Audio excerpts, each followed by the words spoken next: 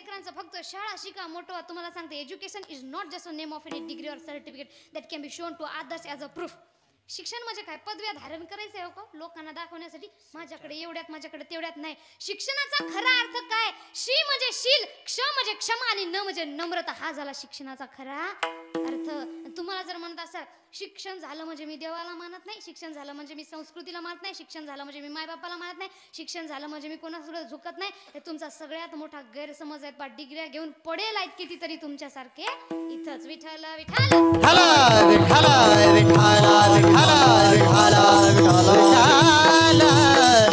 मग छत्रपती शिवरायांसारखे पुत्र प्रत्येकालाच पाहिजेत, पण तसे संस्कार देण्याची तयारी कुणाचीही नाही. आपल्या लेकरांना संस्कार कसे होतो? लहान लहान लेकरं आपले 4 महिन्याचं लेकरू ज्याला खाऊ कुठून करावं कुठून कळत नाही, ते क्वाय क्वाय क्वाय क्वाय करतं. आणि आपण त्याला खांद्यावर घेऊन फिरवत नाही, आपण त्याच्या तोंडा पुढे देतो मोबाईल. ते पाहते मोबाईल आणि आपण पाहतो टीव्ही. बरोबर ना? चुकीचं बोललो मी काही? हा, यांना जर म्हटलं ना देऊ नका, ते म्हणते काय करावं लेकरू ऐकत. यांचं वय काय असेल? 50-60 तुमच्या शब्दाच्या बाहेर नाहीत. आणि तुम्ही म्हणता 20चं 15चं आणि 10चं मग लेकरू मग ऐकत नाही. मग तुमच्या पुढं काय बोला आता? माझ्याकडे शब्द नाही. त्या मोबाईल मध्ये दिला तर दिला मोबाईल, काही चांगलं तरी लावून देतात नाही. त्याच्यामध्ये आलू का चालू बेटा कहा गए थे, बैंगन की टोकरी में सो रहे थे, बैंगन ने लात मारी, मम्मी ने प्यार दिया हंस रहे थे. या सगळ्या आपण त्यांना कविता ऐकून हे मग मोठी झाली की आपल्याला लाता हाणतात. चूक कोणाची? बोला ना, तुमची का माझी? माता माऊलीनो कीर्तनामध्ये चपल्या घेऊन आल्या का? आणल्या का? तुम्हाला त्या चपल्याची शपथ आहे म्हणा. विचारलेल्या प्रश्नाची हो किंवा नाही मध्ये उत्तर द्यायची. देणार ना? देणार? मागच्या माता माऊलीनो तुम्ही काय मुख्य आहे काय? बोला ना, उत्तर देणार? बघाकडे माना हलवू नका. माना हलवण्याचं काम कुणाचं असतं? तुमच्या इकडे नंदी बैल पण नाही का? बोला ना, माना हलवण्याचं काम कुणाचं असतं? आपण कोण आहे? मनुष्य. तुम्ही नाही का? बोला ना, मग आपण कोण आहे? मनुष्य. तुमच्यावर बोला बाई बोला, पोटाला घाला करायला तुम्ही. बोला ना काहीतरी. असं का गप्प राहिले? मी चांगली नाही दिसायली का? पावडर लावून येऊ का? हा, मग जरा हसा ना, जरा चेहऱ्यावर आनंद ठेवा. विचारलेल्या प्रश्नाची हो किंवा नाही मध्ये प्रत्येकाने उत्तर द्यायची. इकडे पुरुष मंडळ, तिकडे महिला मंडळ. देणार? मोठ्याने देणार? अजूनही मागच्या काही असंच करायला. विठ्ठल विठ्ठल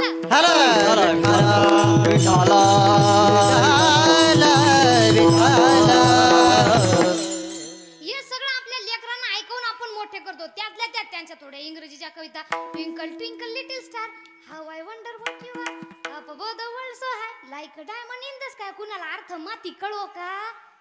इंग्रजी कविता बोलली यामध्ये काय त्याला मोठेपणा आहे? तुम्हाला सांगते, नुसतं इंग्रजी शिकवून लेकरांना येडं बनवू नका. इंग्रजी शिकवू नका हा माझा विषय नाही, मुळातच नाही. अहो, छत्रपती संभाजी महाराज वयाच्या 14व्या वर्षी 13 भाषा येत होत्या, पण मराठी बोलायची लाज वाटत नव्हती. आपल्याला 3 शब्द येतात, in mean, high, hello, thank you very much. तरी सुद्धा इंग्रजीचा एवढा घमंड की कोणी बोललं तरी मराठीमधून आपली इंग्रजीत पुढं पुढं धावते. इंग्रजी ही थोडी गरीब भाषा आहे बघा. आपली मराठी भाषा श्रीमंत भाषा. म्हणून म्हणतात, माझ्या मराठीची गोडी मला वाटते अवीट, माझ्या मराठीचा छंद मना नित्य मोहवीत, ज्ञानोबाची तुकयांची मुक्तेशाची जनाईची, माझी मराठी चोखडी रामदास शिवाजींची, डप्पातून तुने बोले उभी शाहीर मंडळी, मुजऱ्याची मान करी वीरांची ही माय बोली, नांगराचा चाले फाळ अभंगाच्या तालावर, कोवळी कवी सावली पहाटेच्या जात्यावर.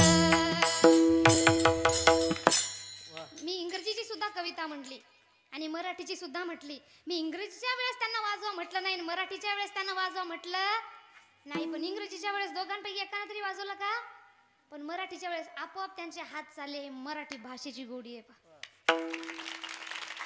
आणि इंग्रजी भाषेचं तुम्हाला मी सांगते. विषय माझा हा नाही की तुम्ही इंग्रजी शिकू नका. प्रत्येक भाषा शिका. इंग्रजी कशाला, इंग्रजी, फ्रेंच, जापानी, चायनीज प्रत्येक भाषा शिका. पण आपल्या भाषेचा अभिमान न सोडता दुसरी भाषा शिका. नाही तर आपण मराठीनं आपल्याला मराठी बोलायची लाज वाटते म्हणलं, यापेक्षा लाजिरवाणी गोष्ट दुसरी कोणती नाही. विठ्ठल विठ्ठल विठ्ठल विठ्ठल विठ्ठल जसं आपला विषय काय चालला होता, इंग्रजी भाषा ही थोडी गरीब भाषा आहे बघा. जसं एका लग्नामध्ये तुम्ही तुमच्या जवळच्या लग्नामध्ये गेले, त्या लग्नामध्ये लक्ष द्या बोलण्याकडं, तुमची मामी, तुमची काकू, तुमची आत्या आणि तुमची मावशी चौघी जणी तिकडं तोंड करून उभ्या राहिल्या. कोणी काय तिकडं. आता इंग्रजी मधून तुम्हाला आवाज द्यायचा तुमच्या मामीला, तुम्हाला काय म्हणावं लागेल इंग्रजी मधून? आंटी. काकूला आंटी, मामीला आंटी, आत्याला आंटी, मावशीला आंटी. आख्या आंट्या झाल्या नाही तर. जेव्हा चौघी जणी तिकडे तोंड करून राहणार, तुम्हाला तुमच्या मामीला आवाज द्यायचा, तुम्ही म्हणशाल आंटी, वळून किती जणी पाहणार? चौघी जणी. कारण इंग्रजी भाषेचं कसं आहे, आखे ना ते एकातच गुंडाळून फेकून दिले. आपली मराठी भाषा किती श्रीमंत पाय. आपल्या आईची बहीण असेल तर, बाबाची बहीण असेल तर, हा मामी कोणाला म्हणतात? आपल्या आईच्या भावाच्या पत्नीला. म्हणजे नातं वेगळं, नाव वेगळं. ही आपल्या मराठी भाषेची श्रीमंती आहे. विठ्ठल विठ्ठल विठ्ठल विठ्ठल विठ्ठल. मग हे संस्कार आपण आपल्या लेकरांना द्यायला पाहिजे. आपल्या संस्कृतीमध्ये सुद्धा तुम्ही थोडंसं लेकरांना शिकवा. आपल्या लेकरांच्या डोळ्यासमोर आदर्श राहायला पाहिजे छत्रपती शिवरायांचा, छत्रपती संभाजी महाराजांचा, अहिल्यादेवी होळकरांचा, मासाहेब जिजाऊंचा. अशा संस्कार जर ठेवले, अशा आदर्श डोळ्यासमोर ठेवले तर आपली लेकरं पुढे चांगली घडतील. मग नंतर तुम्ही जर रडशाल, महाराज लेकरू असं झालं, लेकरू तसं झालं, मग किती उद्वेग करून फायदा नाही. भोगणे ते फळ संचिताचे. मग आपल्या लेकरांना थोडे चांगले संस्कार द्या. आजकालचे माता वर्ग म्हणतात, मायबाप म्हणतात, अहो महाराज लेकर मायबापांना पोषण गेले. त्या लेकरांचं एकच वाक्य झालंय, कोणतं? हम दो हमारे दो माँ बाप को फेक दो.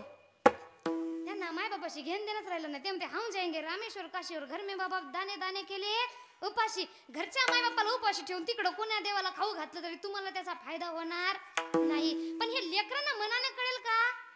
जोपर्यंत तुम्ही सांगणार नाही तोपर्यंत कळणार नाही. मग छत्रपती शिवरायांना मासाहेब जिजाऊंनी संस्कार दिले आणि छत्रपती शिवरायांनी स्वराज्य निर्माण केलं. मग आपल्याला जर तशी लेकरं आपल्या पोटी जन्माला यावी वाटत असेल तर अशी संस्काराची ठेवण आपणही आपल्या लेकरांना द्यायला पाहिजे.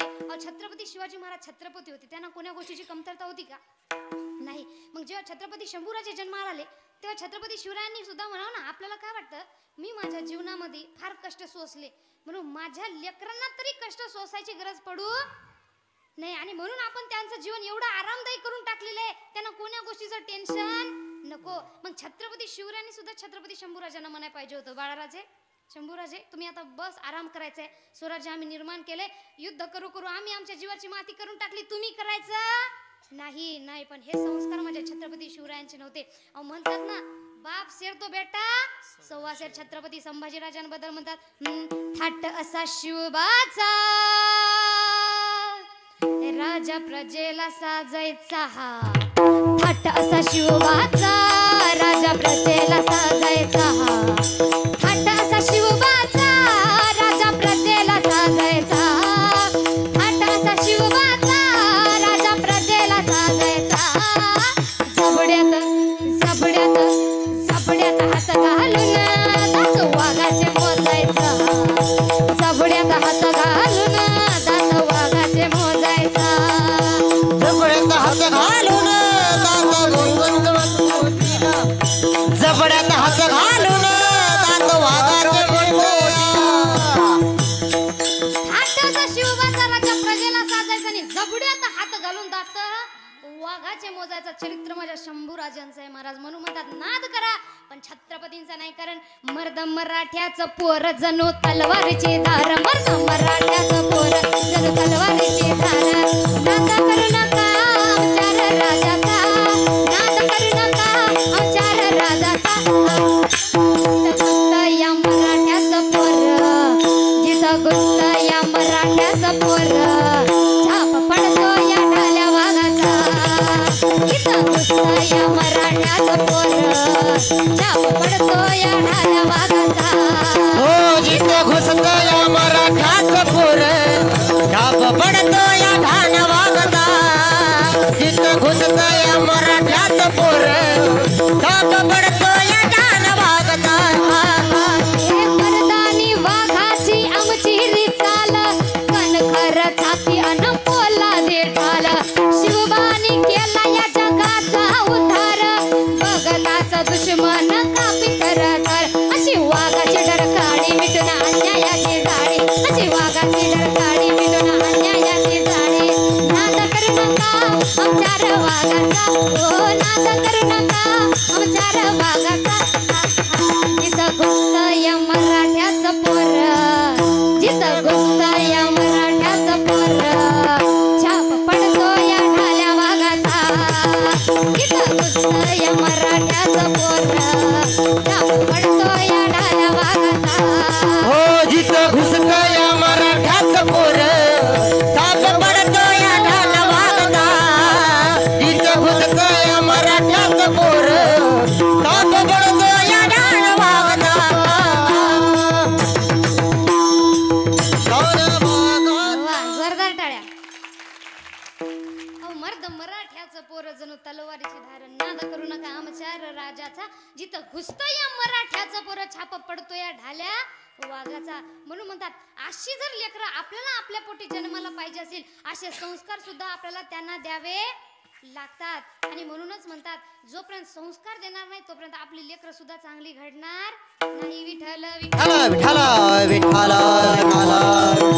विठ्ठल आपलं कसं झालं आपण लेकरांना कमावतो कमी लेकरांसाठी कमावून जास्त ठेवलोय बा लेकरांसाठी तुम्ही कितीही कमावून ठेवा पण फुकटच्या पैशाची किंमत कुणालाच राहत नाही जोपर्यंत पैसा कमावताना स्वतःची मेहनत लागत नाही ना तोपर्यंत त्या पैशाची किंमत मनुष्याला कळत नाही हरामाचा किती येऊ द्या खर्चाला काय वाटत नाही मेहनतीचा एक जरी रुपया असेल ना पडला तरी खिशात टाकायची लाज वाटत नाही एक दृष्टांत तुम्हाला सांगते बघा एक मुलगा होता एक व्यक्ती होता त्याला लग्नाच्या 3 वर्षानंतर एकच मुलगा झाला आणि तो मुलगा एवढा लाडका मग त्या व्यक्तीला वाटलं एवढ्या लग्नाच्या 3 वर्षानंतर एकच मुलगा झालेला आहे मग आपण याचा लाड करावा याला जास्त काही कष्ट सहन करायची गरज राहिली नाही पाहिजे तो मुलगा लहानाचा मोठा होऊ लागला तो लहानाचा मोठा होता 8 वर्षाचा झाला त्याच्या वडिलांनी त्याला मागेल ती गोष्ट द्यावी एवढा लाडका होता एक दिवस त्याच्या वडिलांनी पाहिलं आपला मुलगा आता शाळेत जात आहे मग त्याला नवीन शूज आपण बूट आणावे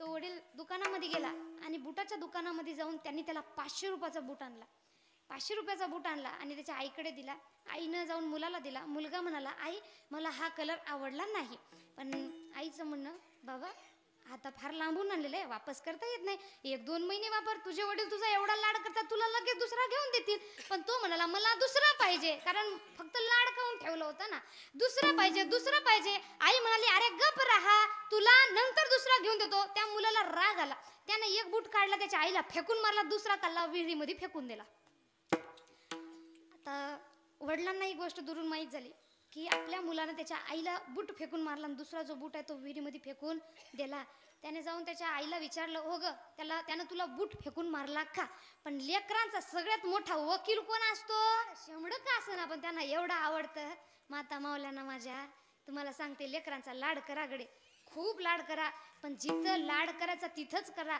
जिथं बरोबर आलं तिथं शाबासकी द्यायला हरकत नाही आणि जिथं चुकलं तिथं शिक्षा द्यायला सुद्धा माग येऊ नका तरच तुमची लेकरं चांगली घडतील आता त्या बापाला कळालं तो म्हणाला त्या मुलाला तू लाड खूप झाला बाळा आजपासून तू जोपर्यंत मला 200 रुपये आणून देणार नाही तोपर्यंत मी तुला घरात जेवू देणार नाही त्यानं अख्ख्या गावामध्ये सुद्धा सांगितलं याला कुणी पैसा द्यायचा नाही आणि असं करत करत पहिला दिवस आला त्या मुलाला भूक लागली तो आपल्या वकिलाकडे गेला वकील म्हणजे कोण आईला म्हणाला आई मला 200 रुपये दे ग मला फार भूक लागलेली आहे आई म्हणाली ठीक आहे बाबा माझ्याकडे आहे तोपर्यंत मी तुला देते 200 रुपये दिले वडिलांकडे गेला बाबा हे घ्या 200 रुपये जेवायला बसू का वडील म्हणाले घे विहिरीमध्ये फेकून दे जेवायला त्याने घेतले पैसे विहिरीमध्ये फेकले जेवायला बसला दुसऱ्या दिवशी आईकडून घेतले तिसऱ्या दिवशी आईकडून घेतले 3 दिवस लगातार पैसे त्यानं 200 रुपये विहिरीमध्ये फेकले आता चौथा दिवस आला आईकडले पैसे संपले शेजाऱ्याकडे एवढा पैसा उतू आला नाही त्याने आपल्याला देणार आता त्याच्याकडं काही ऑप्शनच उरलं नाही, म्हणून तो म्हणाला आता काही दुसरं काही नाही, मग काय करावं. एका दुकानदाराकडे गेला, हॉटेल होतं त्यांचं. त्याला म्हणाला, काका मला फार भूक लागलेली आहे, काहीतरी खायला द्या ना. तो म्हणाला, बाळा खाण्यासाठी पैसा लागते, तुझ्याकडे आहे का? नाही. मग पैशासाठी काय करावं लागतं सांगा. ते म्हणाले, पैशासाठी काम करावं लागतं. काम ठीक आहे मी करतो, पण मला पैसे द्या. ठीक आहे म्हणाला, हरकत नाही. त्याने त्या पूर्ण त्याचं हॉटेल साफ करायला लावलं. दिवसभर त्याने हॉटेल साफ केलं. सगळ्यांना चहा वाटला. एवढ्या गरम वातावरणामध्ये ऊन तपत असताना सगळ्यांना त्या भट्टीवरचा चहा दिला आणि शेवटी त्याच्याकडे गेला, काका भूक लागली हो, पैसे द्या ना. तो म्हणाला, बाळा तुने अजूनही 200 रुपयाचं काम केलेलं नाही, अजून काय करायचंय? काय नाही, ती भट्टी साफ कर, राहिलेले भांडे साफ कर, पूर्ण झाडून काढ आणि नंतर तुला 200 रुपये देणार. त्यानं सगळं काम केलं, पूर्ण थकून गेला. डोळ्यामध्ये अश्रूच्या धारा वाहू लागल्या, कारण भूक लागली होती. तेवढ्यामध्ये त्या व्यक्तीने त्याला 200 रुपये दिले. त्याने ते 200 रुपये घेतले, लगभग आपल्या घरी गेला आणि वडिलांना म्हणाला, बाबा हे घ्या 200 रुपये, मी जेवायला येऊ का? वडील म्हणाले, त्यात काय विचारायचं, फेक पैसे विहिरीत आणि ये जेवायला लवकर. त्याने घेतले पैसे, फेकायसाठी केले, पण हातातून पैसा सुटेना. वडील म्हणाले, बाळा काय झालं, फेक ना लवकर. त्याच्या डोळ्यातून अश्रू वाहू लागले. तो म्हणाला, पुन्हा फेकण्याचा प्रयत्न केला, पण हातातून पैसा सुटेना. वडील म्हणाले, तुझ्या हातातून सुटत नाही, थांब मी फेकून देतो. आले, पैसे घेतले, जसे फेकायचे त्याने वडिलांचा हात धरला आणि बाबाला म्हणाला, बाबा पैसे विहिरीत फेकू नका. वडील म्हणाले, 3 दिवस झालं तू सारखे 200 रुपये फेकतोस, आज काय झालं? तो म्हणाला, बाबा एवढे दिवस मी जे पैसे फेकले ते मला आईनं दिलेले होते, आज जे पैसे ते माझ्या रक्ताच्या घामाचे आहेत आणि म्हणून मला फेकायचं मन करत. म्हणून म्हणतात, फुकटाचा किती हरामाचा पैसा लेकरांसाठी कमावून ठेवा, त्यांना त्याची काहीच किंमत कळत नाही. पण जेव्हा स्वतः कमवायला लागतात ना, तेव्हा 1-1 रुपयाची सुद्धा किंमत कळल्याशिवाय राहत नाही. म्हणून महाराज म्हणतात, तुम्ही लेकरांना संस्कार द्या, पैसा कमवायच्या लायक बनवा, पैसा कमावून ठेवू नका. विठाल विठाल विठाल विठाल विठाल विठाल विठाल. जेव्हा असे संस्कार आपण आपल्या लेकरांना देईल, तेव्हा आपली लेकरं चांगली घडतील. म्हणून महाराज म्हणतात, आपुलिया हिता जोवसे जागता, धन्य माता पिता तयाची. जो व्यक्ती आपल्या हिताविषयी दक्ष जागरूक आहे, सगळं श्रेय म्हणून कुणाला दिलेले आहे? माया आणि बापांना. म्हणून म्हणतात, आई वडिलांनी लेकरांचा लाड भरपूर करा, पण चुकलं तिथं शिक्षा द्यायला सुद्धा हरकत नाही. विठ्ठल विठाल विठाल विठाल विठाल विठाल. पण मायबापांनी लेकरांना तसे संस्कार देण्यासाठी मायबाप सुद्धा तेवढे संस्कारिक पाहिजे. अहो इथं मायबापांनी लेकरांना समजावून सांगाय पाहिजे, बाळा तू व्यसन करू नको, तू वाईट मार्गावर जाऊ नको, तू छत्रपती शिवरायांच्या मार्गावर जाय, तू अहिल्यादेवी होळकरांच्या मार्गावर जाय, तू मासाहेब जिजाऊंच्या मार्गावर जाय. पण इकडं वातावरण सगळं उलटे. माय बापाला लेकरू तंबाखू मागतो, लेकरू आईला म्हणतं, आई मला तंबाखू दे ग, आणि आई म्हणते, बाळा नुसता तंबाखू खाऊन काय करणार, तंबाखू सोबत काय खातात? मला वाटलं तुम्हाला माहित नाही वाटलं. आणि ती आई म्हणते, बाळा सोबत सुना तू घेर, तू खा मी खातो, दोघं खाऊ खाऊ मरू. हे झालं आजकालचं वातावरण. तुम्हाला सांगते, वेळीच सुधरा, नंतर किती रडून सुद्धा तुमची लेकरं तुमच्या हातची राहणार नाही. कारण आमचे महाराज म्हणतात, अमृत छोड़ा पिता है शराब रे, भगवन के नाम से मुंह मोड़ लिया हो, अमृत छोड़ा पिता है शराब रे, भगवन के नाम से मुंह मोड़ लिया, क्या किया क्या किया क्या किया रे, तूने जीवन गंवा दिया, क्या किया रे, जिसे पाना था उसको तो खो दिया रे, जिसे पाना था उसको तो खो दिया रे, जिसे पाना था उसको तो खो दिया. हो जिसे पाना था उसको तो खो दिया रे, जिसे पाना था उसको तो खो दिया रे, पाना था उसको तो खो दिया रे. वाह. अमृत छोड़ा पिता है शराब रे, अहो भगवंताच्या नामाचं अमृत आपण सोडून दिले आणि व्यसनाधीन होऊन ते दारू प्यायला लागलेलो हो, गुटखा खायला लागलेले हो. हे आपल्या शरीरासाठी हानिकारक आहे. हे कुणाला माहित नाही सांगा बरं? प्रत्येकाला माहित आहे, पण कुणी सोडायला तयार नाही. अहो एवढी त्या दारूची लत आपल्याला लागलेली आहे. एक उदाहरण तुम्हाला सांगते बघा. काय झालंय, 10 मित्र होते. जी लोक दारू पितात त्यांना नंतर समजावून सांगून फायदा नाही. तुम्ही कधी अशी बातमी ऐकली का की एका बेवड्या व्यक्तीला ट्रक ड्रायव्हरनं उडवलं? नाही. ते त्यांना माहित आहे हे गैगुजरे, याच्या नादी लागून फायदा.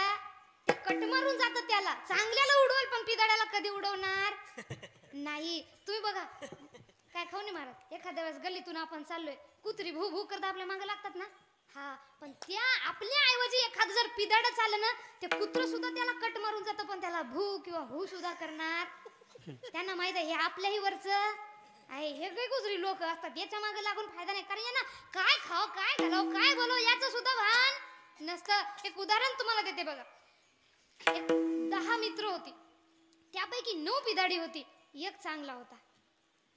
आता त्या 9ला एवढं गोष्ट कळली की आपल्याला समाजामध्ये मान नाही, पण आपल्या एका मित्राला मान आहे. का? कारण आपण दारू पितो, तो पित नाही. मग आपल्याकडं 2 ऑप्शन आहे. कोणतं? पहिलं म्हणजे आपण सुधरावं, दुसरं म्हणजे त्याला बिघडवावं. आजकाल स्वतःमध्ये सुधार कोणाला जमत नाही. मग त्यांना वाटलं सोपं कोणते?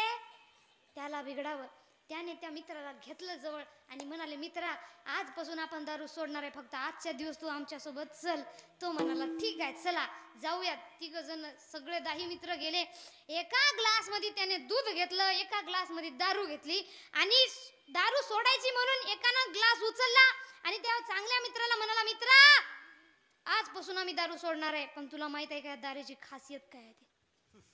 ते म्हणाला मला माहित नाही, मी कधी घेतली नाही. ते म्हणाला तू आज एवढा मोठा झालाय, जवळपास